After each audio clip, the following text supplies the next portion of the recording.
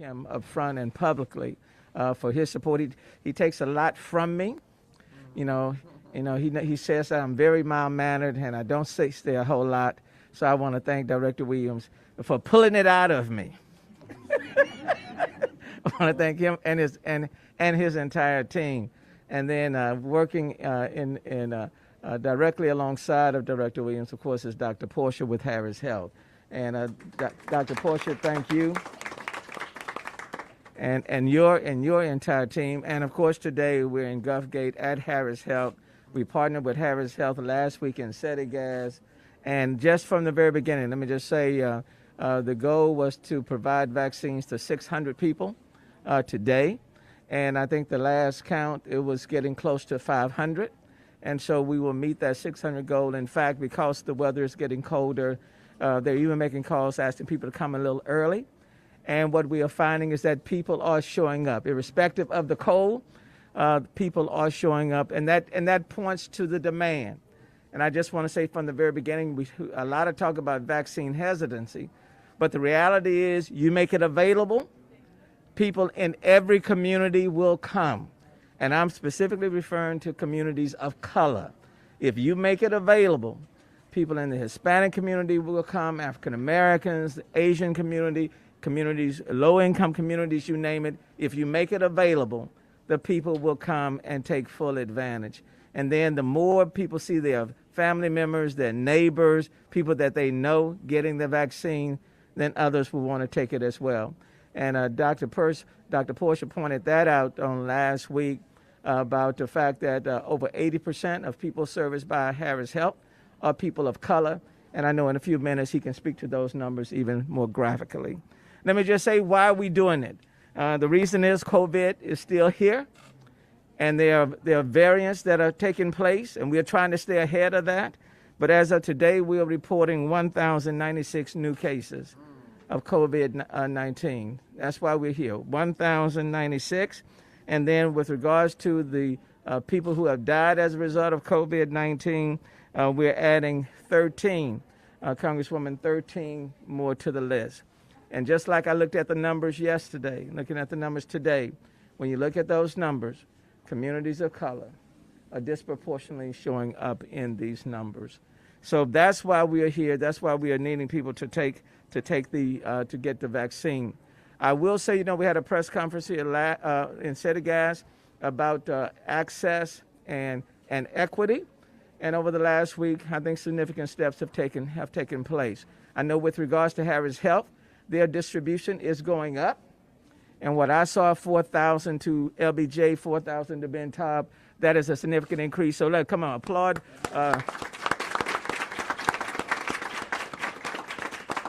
Just like we can be critical when things are not going well, we can also acknowledge and be thankful to people when we are addressing equity and distribution.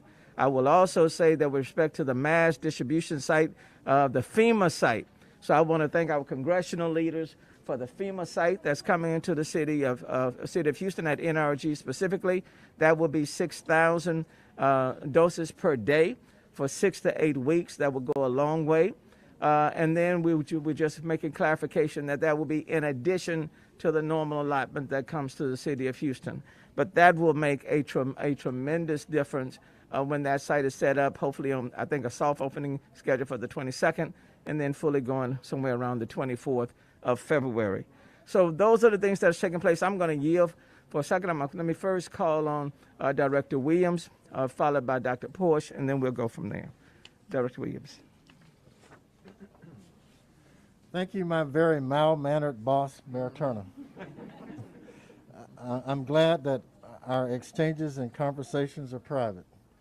I want to start by thanking Dr. Portia and the Harris Health staff for their willingness to partner with us.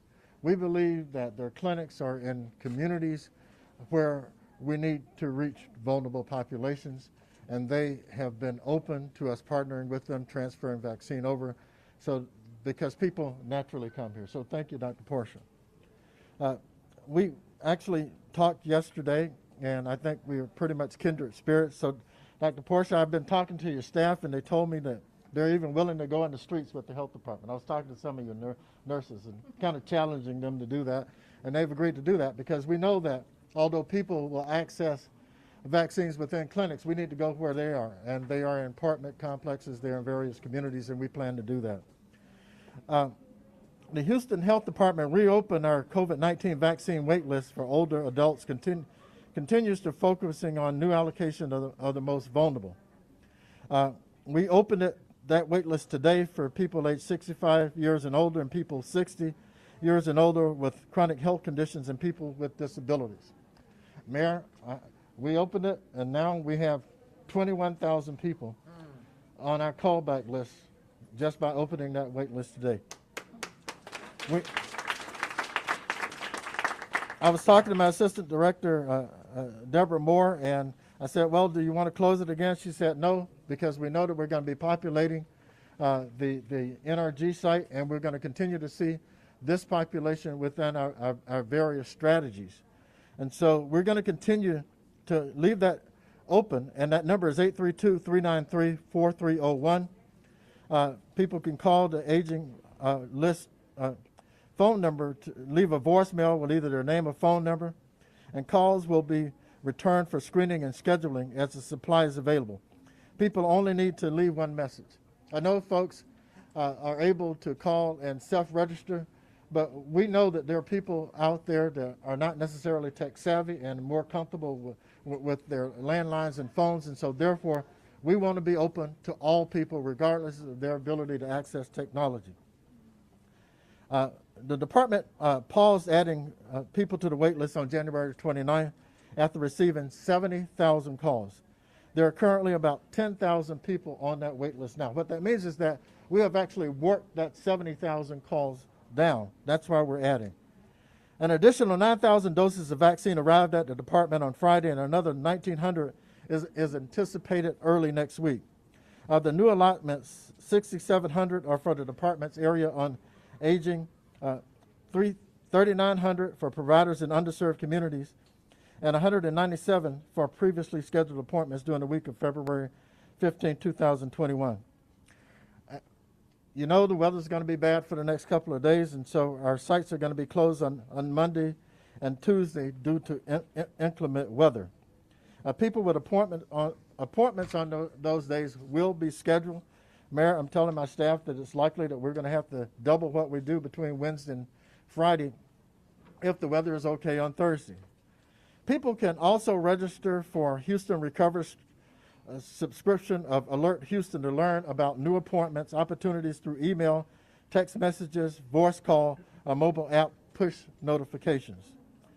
For second doses, and I know a lot of folks are really concerned about second doses. I can't even walk in my neighborhood without people questioning me about their second dose and when we're going to get notified. And so the department will schedule 4,700 second doses next week by reaching out via text messages and email with links to self-register for those people who are able to do that. People with internet or technology challenges and those who don't receive a message should contact the COVID call center 24 to 48 hours before Moderna's recommended 28-day due date. If contact information changed, a person received the first dose from the health department, please alert the call center. That number is 832-393-4220. People who received the first dose on January the 16th at Minute Maid Park are receiving second doses, actually yesterday and today at Del Mar and Minute Maid. By 12 o'clock today, by 12:30 today, we had already seen 2,200 people for those second doses. People vaccinated by the health department during the week of January the 18th through the 23rd will be scheduled for second doses February 17th through the 20th. And the reason that I'm going through this in detail is because people call us frequently asking about the second dose. The department currently provides the Moderna vaccine, which is the second dose recommended, which is 28 days, and we all know that. But remember, the guidance for the CDC says that we can have that go out to 42 days, although we're shooting for that 28-day period. At the end of February the 11th, the Houston Health Department received 53,000 first doses, administered 38,000 first doses, and transferred 15,000 doses to other providers. The department received a total of 27,000 second doses, administered 15,000 second doses, and transferred 4,000 to other providers. I'm giving you this detail just to let you know the intricacy of the work that really happens when you're administering a vaccine that requires a first and second dose. I can tell you that we in the Houston Health Department are proud to be public servants. We will do all that we can to continue to protect age. Thanks, Dr. Williams. Director Williams, I also want to acknowledge Councilmember Tasha Jackson from District B, who's here. Thank you, Councilmember. And then I want to acknowledge Shannon Buggs, Director Shannon Buggs, who's over our complete communities for the city of Houston and giving leadership to the Health Equity Response Task Force, and Dr. Kathy Flanagan, who is right behind me, who is also very instrumental with the Health Equity Response Task Force and providing additional doctors and medical assistants as well on many of our efforts. Now let me bring up Dr. Portia. Thank you, Mayor. Thank you, everybody. Let me start again by saying thank you to all the Harris Health employees, staff. You know, I've said it many times, you guys are simply the best. Let me say it here now in public to acknowledge all of your efforts. What you all have done in terms of the dealing with our COVID-19 pandemic, from the start of the pandemic almost a year ago to today, what you all have done in terms of your ability to distribute the vaccination is really second to none. So my hat's off to you. Mayor, I want to thank you, and I want to thank Director Williams for your partnership. You know, I have always said that, you know, you address health policy regionally, but you address health equity locally in the community. This is an example of how you address health equity. The mayor is right. You know, the vaccine, the COVID-19 vaccine problem cannot be handled with just one solution. The large vaccination centers are great, but they're not going to be able to get the vaccine to where it's needed the most, which is inside our communities. And this is a great example of that. Harris Health System, from the beginning of pandemic, has had a much higher proportion of COVID-19 patients in our hospitals, and there's a reason for that. Because the most significantly impacted communities with COVID-19 are our racial minorities, our communities of color, our indigent, the uninsured, and the underinsured. These are also the communities that have to be prioritized for vaccination. And it's the efforts like today that addresses that issue. So I want to thank you again, Mayor, for your partnership. I want to just let everybody know that so far, Harris Health System has delivered more than 30,000 vaccines to our patients, more than 10,000 to our employees and our medical staff, including among our patients, we have patients who are 106 years old, 105 years old, 101-year-old. We have vaccinated a group of homeless individuals in our communities. And Director Williams, I'll take you up on your challenge of getting in the streets with you and taking the vaccine to whatever is needed. Mayor, thank you again. And all of you who are here in presence of this event, thank you for being here. This matters. Thank you. Thank you, Dr. Portia. Now let me call on Congresswoman Sylvia Garcia. Thank you, Mayor, and to everyone that made this possible. Thank you. Muchísimas gracias, muchísimas gracias. Many of us have been saying since day one that whatever we do to defeat this virus, we must do it together, and that we must do it and leave no one behind. This effort is about doing that. I know that both Congresswoman Sheila Jackson Lee, myself, Al Green, Lizzie Fletcher, all of us in the Harris County delegation have been working hard to make sure that local governments, local clinics have the dollars they need to do this, that they have the vaccine, that they have the distribution, that they have the equipment, the staff, and everything to be able to get this done. And Mayor, if we hit the streets, we'll send you tennis shoes to make sure that we get to everybody. Now, in the last couple of weeks, I have met with just about every major CEO of a hospital system inside the medical center that's doing this work. And I've told them, you cannot expect people to come to you if there's no transportation. They got to find a way to where to park. Then they got to pay $25 to park. Then they got to find the right place to go. Then they may get there y es posible que hablen español y nadie habla español ahí. In other words, they may speak Spanish, but you have no one there to speak in Spanish. But the worst thing about it is it's all based on a computer system and technology. And as Dr. Williams said, not everybody is tech savvy. And more importantly, in a lot of parts of my neighborhood, they're not tech savvy because they don't have a computer and they don't have Wi-Fi. But you expect them to enroll to get a shot. This is what we need to do. Every clinic needs to be able to do this. Every church, every community center, and every street. Because while we can applaud that there's 20,000 people already signed up, Houston, Mayor, is now how many? 4 million? 2.3 billion. The metropolitan area is about 4. There's a big difference between 20,000 and 4 million people, y'all. We have a lot of work to do. We got to make sure everybody gets vaccinated. We got to make sure that everybody continues to wear the mask and social distance and do everything that's necessary. And please note that help is on the way. I got the latest numbers, Mayor, last night with our relief package.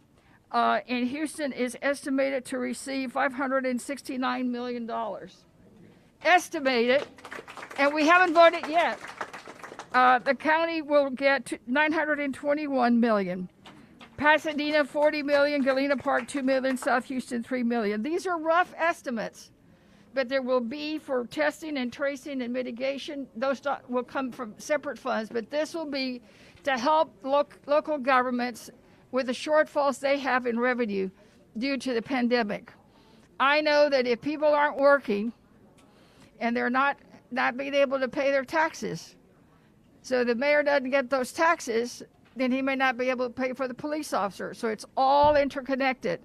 So please know we're working on it, and we're going to make sure that Houston gets its fair share, that he has flexibility in how to use it, and that it comes directly to Houston.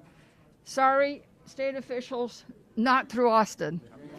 Because we need it, and we need it now. Thank you all for doing your part.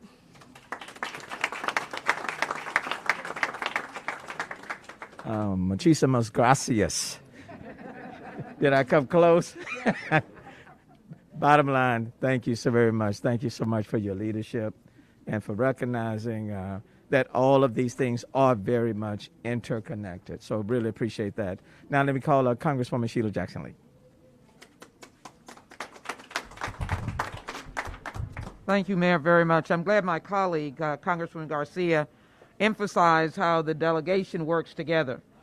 Congresswoman Garcia, Congresswoman Fletcher, Congressman Green, we have found that the best way for us to generate the kind of resources that the county and the city needs, working with state legislators, our great council members, great state legislators, great council members, since I'm in Councilmember Gallego's district, glad to be having Councilmember Jackson here, and of course, Representative Perez, and Representative, where is she? Morales. I'm just trying to turn around and see you.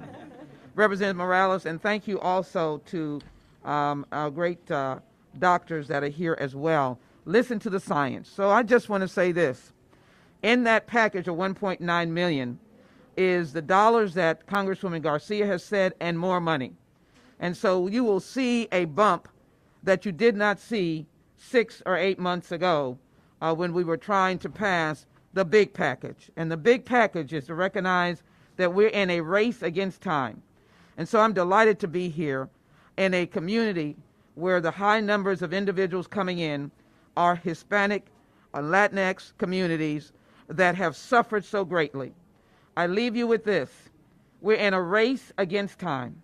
Just a couple of months ago in San Antonio, a young mother, Mariah, a young dad, died and left a 4-year-old. They were not up in age. They were young parents, and the 4-year-old is left as an orphan. Those are stories around America. They're stories right here in Houston and Harris County. So I'm glad to be a partner with Congresswoman Garcia, but more importantly, to say this about the federal government. We give you the money, we give you the tools, but we know who gets the job done. We want it to come down to the local communities so you can get the job done and we can save lives. Thank you very much. Thank you, Congresswoman. Now let me call on State Representative Christina Morales. We're in her district. Thank you. Luckily, I prepared something. So, my name is Christina Morales, and I am the state representative for District 145, here where you are today. I'm also a small business owner. I own a funeral home business, of all things. So, I just want to tell you that we have held more services in the last 11 months than in any other time of our operation. And we've been around for 90 years. We've never seen death like this. For those of us who work at ground zero, the death toll could not be more apparent. Each death is a catastrophic loss to our community, not only because the family has lost a loved one, but because the family may have lost a caretaker or the breadwinner as well. This coronavirus has been especially devastating on our communities of color. This is a public health emergency of the utmost importance, and we have an obligation to do much better for our neighbors. Without equitable access to the vaccine, residents here will continue to contract the virus and die at unacceptable rates. We must take the vaccine straight to the communities where they are needed the most. The majority of doses allocated are not going to the communities where they need to go. We are in a food desert and in a pharmacy desert. So places like this are so important to us. I want to reiterate and say to our community that both the Pfizer and the Moderna vaccines are proven to be safe and effective. I encourage everyone to get the vaccine as soon as it is available to you. It will take all of us working together to get through this pandemic. And this is a wonderful way to keep your family safe, your coworkers safe. I want to commend all of the leaders here for all of the work that they are doing, and Mayor Turner for the attention that he has paid to this issue. I have great confidence that we will get the vaccine to our communities in these low income and communities of color. Y para los que hablan español, nomás quiero decir que las vacunas Pfizer y Moderna han demostrado ser seguras y efectivas. Es importante que todos se pongan la vacuna tan pronto como esté disponible. Juntos podemos poner fin a la pandemia y proteger a nuestra familia y nuestra comunidad. Gracias. Thank you very much. I have the privilege of working with some outstanding partners around the horseshoe. Right now we're doing it virtually, but one of those council members is the council member for this particular district, who is very much hands-on and very much a strong advocate for making sure that we have equity and have access. And I can't tell you how many times he has presented that position over and over again on behalf of the people in his district and, quite frankly, for people all over the city. So very pleased to call on at this time Councilmember Robert Gallegos. First of all, I want to thank Mayor Turner, Congresswoman Garcia, Congresswoman Sheila Jackson-Lee, Dr. Parsa, as well as Director Williams, my colleague Jackson, State Representative Miriam Perez, and Christina Morales. Again, I want to thank the mayor and the county for working together. Again, we're here at a county facility. Last week we were at City Gas at another county facility clinic. and this is the way to get the vaccines to our communities of color, and that's why it's very important.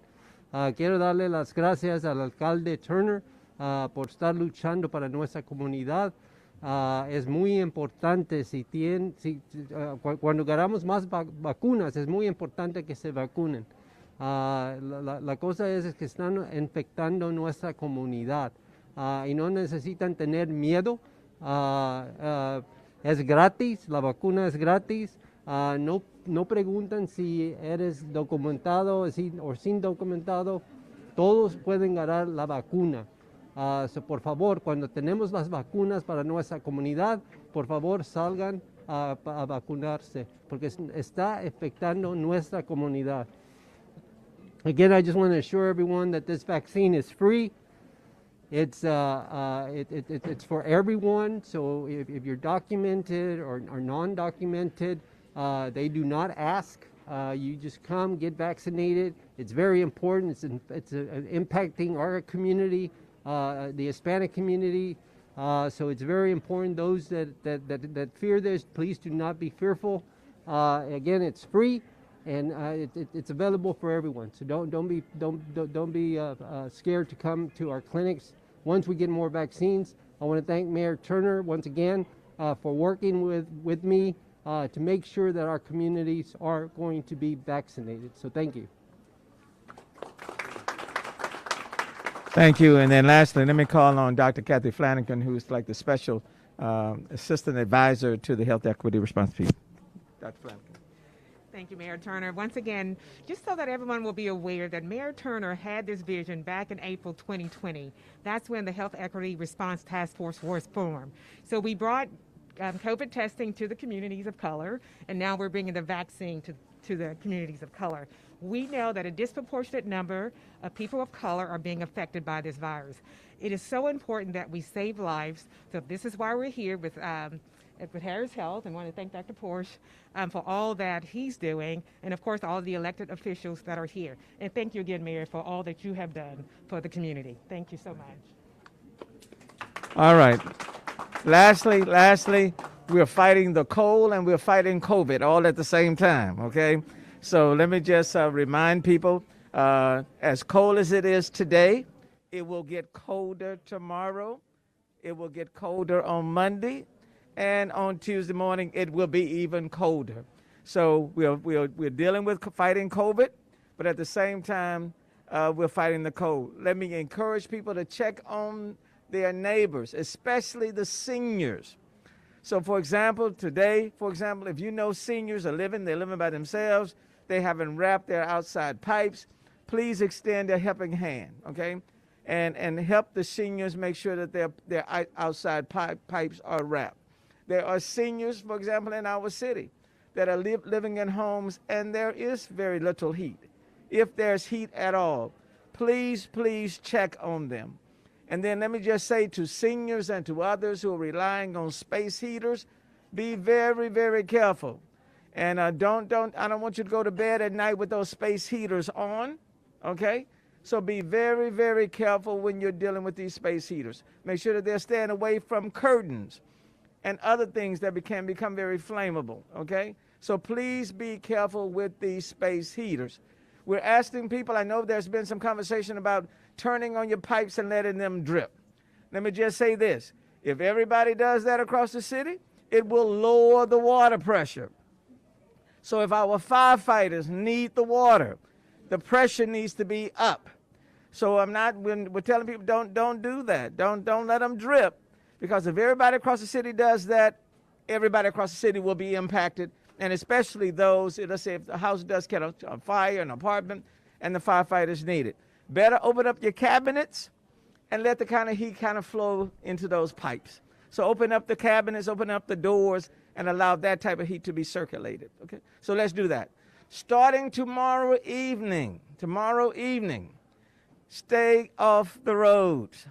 Tomorrow evening through Tuesday, okay? Stay off the roads. So if you need to go to the grocery store, do it today. If you need to go to the grocery store, pick up your medicine, do it today or tomorrow, during the day, okay? All of the things, the chores you need to run, that you need to handle, Do that between now and tomorrow during the day. But starting tomorrow evening through Tuesday, please stay off the road. With regards to city employees, Tier 1 employees will show up to work. Tier 2, Tier 3 will not. And if you're working home remotely, if you're doing that right now, then you will continue to work remotely.